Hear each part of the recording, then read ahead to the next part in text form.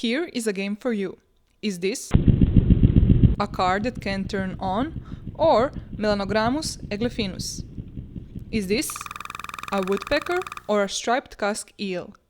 Is this a fart or a distress sound from Aregrossomus regius?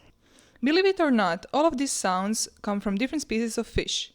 Scientists have long believed that fish do not make sounds, but today we know that they produce sounds for a variety of reasons, including attracting mates, communicating with friends, detecting prey and predators, selecting their habitat, etc. Here is an example. Although we all fell in love with clownfish in Finding Nemo, they are actually aggressive, especially the females. Basically, clownfish live in small groups where the female is always the largest and at the top.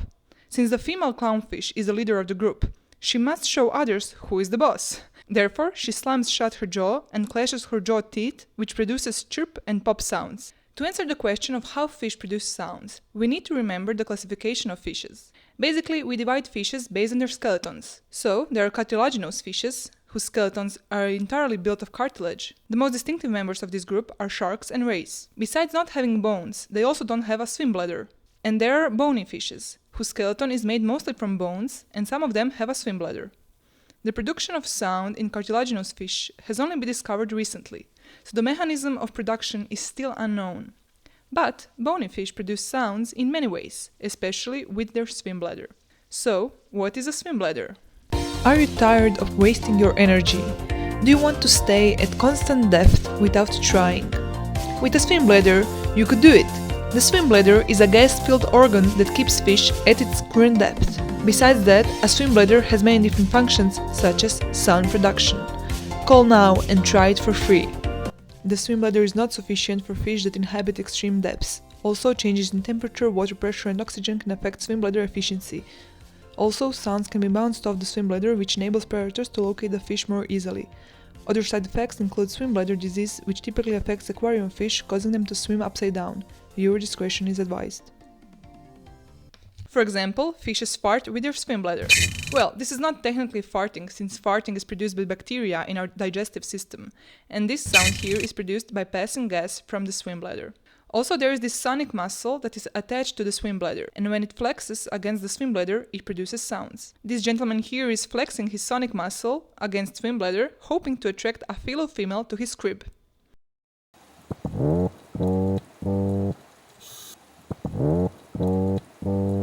Besides with swim bladder, fishes can also produce sounds by striking or rubbing their body parts together, which is called stridulation. For example, seahorses slide this bone here onto this bone, which produces the click sound.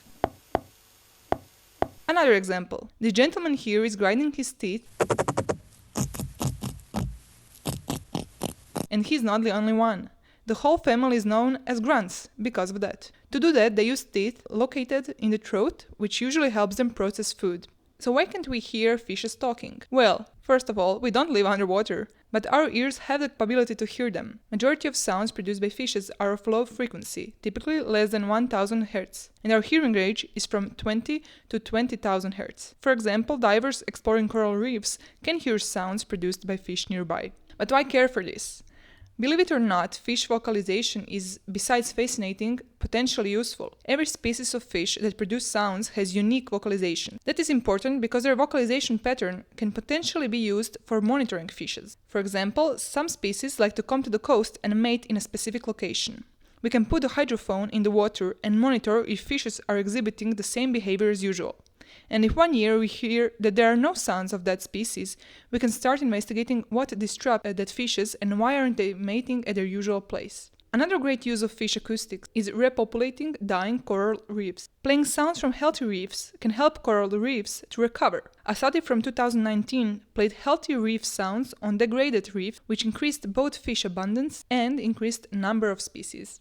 Well, now that we know the basics of fish vocalization, let's hear them out more.